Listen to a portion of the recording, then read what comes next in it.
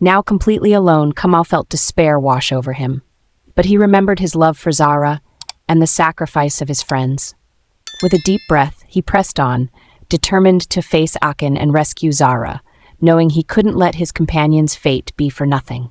Back in the kingdom of Oban grew tense with each passing day. King Odion, once a man of great strength and resolve, found himself burdened with regret and worry for his daughter Zara. Though he tried to put on a brave face for his people, each night brought him further from hope. One evening, as the sun dipped low and cast long shadows across the palace walls, a council of elders gathered in the king's chambers. Among them were men who had known Odion since his youth, who had guided him through his early days as king.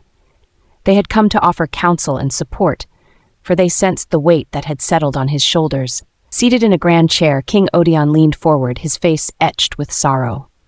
"My heart is heavy, my friends," he began, his voice trembling slightly.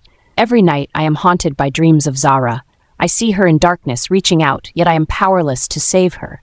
She is my only daughter, and I fear I have led her into the hands of something beyond our world." The oldest elder, a wise man named Oduka, stepped forward, his voice calm yet steady. "Your Majesty, despair clouds your mind. Remember, the gods have not abandoned you. They test you, as they test all who lead. But it is in these moments of darkness that true strength is forged." Another elder, Eze, nodded in agreement. "Yes, Your Majesty. Think of the legends of old, when men faced trials that seemed insurmountable. They triumphed not through despair, but through faith in their people, their land, and their love. Princess Zara is strong. She comes from a line of warriors and leaders. Trust that she will endure until she is rescued." King Odion sighed, his gaze distant. "But how can I trust, when each day I hear nothing? Even Kamma, the bravest of men, has yet to return. What if he too is lost? What if I have condemned not only my daughter, but the one soul willing to fight for her?" The third elder, a gentle soul named Uche, placed a hand on the king's shoulder. "Your Majesty, even in the darkest nights, the dawn will come. Sometimes we cannot see the path the gods have set before us, but we must trust it is there, waiting for us to take that first step. Have faith in the gods' protection, for they do not abandon those who walk with honor." King Odion took a deep breath, absorbing their words. For a moment, he felt a sliver of hope flicker within him. He looked at his trusted friends, men who had seen him through battles, decisions, and heartache. "Thank you, my friends. I will try to hold on to hope, for Zara and for Oban." The elders exchanged nods, satisfied they had rekindled a glimmer of faith in their king. As they left the chamber, King Odion stared out into the night sky, silently praying for his daughter's safe return. Meanwhile, back at the forest, with his friends lost to the darkness, Kamma stood alone in the evil forest, the air thick with a heavy silence. Each step felt like a battle against despair, but he clung to the memory of Zara. Her face flickered in his mind, reminding him why he had come this far. He took a deep breath, steeling himself against the overwhelming sense of dread. "I can do this," he whispered to himself, pressing forward into the deeper shadows. The trees closed in around him, their gnarled branches reaching out like skeletal fingers. He forced himself to ignore the whispers that echoed in the air, taunting him with the losses he had faced. As he moved cautiously through the underbrush, Kamma stumbled upon a clearing bathed in an eerie bluish light. In the center stood Akin, a tall figure cloaked in shadows, his face obscured. Kamma's heart raced. This was the spirit of the forest, the one who had claimed his friends. "Welcome, brave soul," Akin said, his voice smooth and chilling. "You've come far, yet the journey ends here." Kamma squared his shoulders, drawing strength from his memories. "I'm not afraid of you. I will find Zara, and nothing will stop me." Akin chuckled softly, the sound echoing ominously. "You think your determination is enough? Your friends fell because they lacked the will to face their truths. What makes you any different?" "I'm not like them," Kamma shouted, anger fueling his resolve. "I won't give up. You took my friends, but you won't take me." "Very well," Akin said, a glint of amusement in his eyes. "Let us see how strong your will truly is." He extended his hands, summoning dark shadows that twisted and writhed like living creatures. They lunged at Kamma, seeking to ensnare him. Kamma leaped to the side, narrowly avoiding the first wave.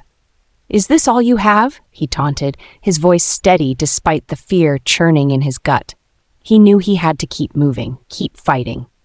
As the shadows coiled around him, Kamma remembered the stories his grandmother told him about the strength of the heart. I fight for love, he declared, channeling every ounce of his will into a single thought, Zahra. With that, he pushed back against the shadows with all his might, feeling a warmth ignite within him. The shadows recoiled, hissing as they withdrew. Akin's expression shifted from amusement to surprise. What? How can you resist? Kamma seized the moment, charging at Akin with a fierce determination. You will pay for what you've done. He lunged forward, tackling Akin with all his strength. They crashed to the ground, wrestling in the dirt as the shadows swirled around them. Akin fought back, but Kamma's resolve fueled his strength. He remembered Chima and Kalechi, his friends who had believed in him. With a surge of energy, he pushed Akin off him, rising to his feet. This ends now. Akin scrambled back, desperation flashing in his eyes. You think you can defeat me? I am the master of this forest. Kamma felt a rush of power. You may be strong, but you're nothing without fear. I'm not afraid of you. With a final determined shout, Kamma focused his energy on Akin, recalling the warmth of love and friendship that had guided him this far. He unleashed that energy, and a bright light emanated from him, cutting through the shadows.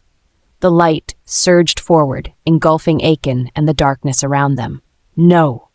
Akin screamed, his form flickering as the light overwhelmed him. With a final flash, he disintegrated into the air, thus leaving nothing but a soft whispering wind. Kamma stood panting in the clearing, the weight of the forest's evil lifting as light poured in. He had faced his fears and triumphed. He knew he still had to find Zahra, but he felt stronger now, empowered by the love that had guided him through this dark journey. As he stepped forward, the trees seemed to part, revealing a path illuminated by the soft glow of the moon. Kamma smiled, determined to continue his quest, ready to face whatever lay ahead. As Kamma ventured deeper into the forest, he clung to the hope that Zahra was still alive. He called her name, his voice echoing through the trees, but only silence answered him. After hours of wandering, he noticed a soft glow ahead, like moonlight caught in mist. Approaching cautiously, he saw a figure that looked like Zahra, sitting by a small spring. Her face turned away. She hummed a familiar melody, the same song she'd always sung when they were together. His heart leapt, and he called out, Zahra! The figure slowly turned, her face bathed in an ethereal glow. She smiled, a warm, familiar smile that filled him with hope.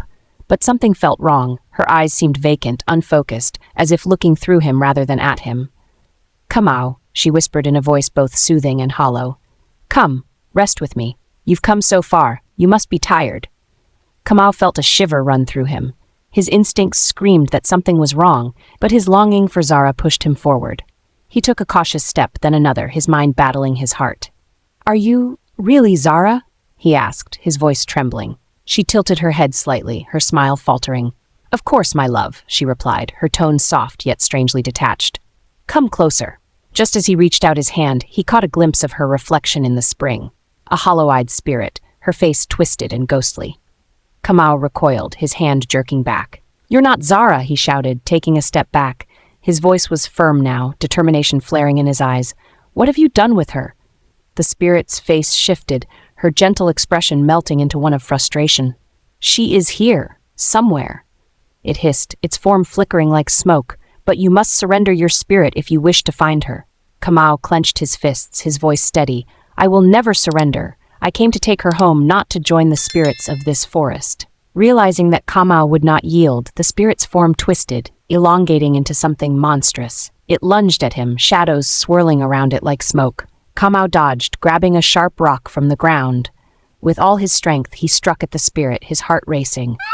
The spirit let out a shriek, the sound echoing through the trees. It began to fade, the shadows dissipating into thin air, until only silence remained. As the forest grew still, Kamma's breath steadied. The path before him cleared, revealing a faint trail leading further into the heart of the forest. He took a deep breath and continued, knowing Zahra was waiting. Finally, he found her, a little further along the path, tied to an ancient tree, her head bowed as if in sleep. He rushed to her side, gently shaking her awake. Zahra opened her eyes, and this time there was no doubt. Her gaze was warm, alive, and filled with relief. Kamma, she whispered, her voice breaking with emotion. He untied her, pulling her into his arms. We're going home, he said softly. Together, they left the forest, finally breaking free from its shadow. As they stepped into the sunlight, Kamma glanced back, seeing only dense trees and mist, no trace of the spirits that had tried to trap them. They were safe, at last. When Kamma and Zara finally returned to the village, word of their arrival spread quickly. By the time they reached the gates, a crowd had gathered, including King Odion and Queen Ada, who had been tormented by worry since Zara's disappearance. The usually composed King Odion let out an audible gasp, his proud, stoic face softened by tears. Queen Ada rushed forward, her eyes wide with disbelief, and enveloped Zara in a fierce, tearful embrace. "My daughter!" she cried, holding Zara close, as though afraid to let her go again. King Odion approached Kamma, his face a mixture of relief and pride. He extended a hand and then, to everyone's surprise, embraced Kamma, a gesture reserved for only the most honored of warriors. "Kamma," the king began, his voice thick with emotion, "you have done what no other would dare. You've returned our daughter to us, safe and unharmed. We owe you a debt beyond words." Kamma, humbled, lowered his head. "It was my duty, your majesty. My heart could not rest until Zara was safe." The queen, her hand still tightly holding Zara's, turned to Kamma with tear-filled eyes. "You are a hero, Kamma. You risked everything for our family and brought our joy back to us." The villagers celebrated Kamma's bravery, singing songs in his honor and praising his courage in facing the dark spirits of the forest. King Odion announced a feast in Kamma's honor, declaring that he would always have a place of honor in the kingdom. Kamma's heart swelled with a quiet pride, yet he found his gaze drawn to Zara, who smiled back at him with a warmth that made all he had endured worthwhile. Together they knew they had overcome something dark and powerful, and the bond between them would be forever strengthened by the journey they had shared.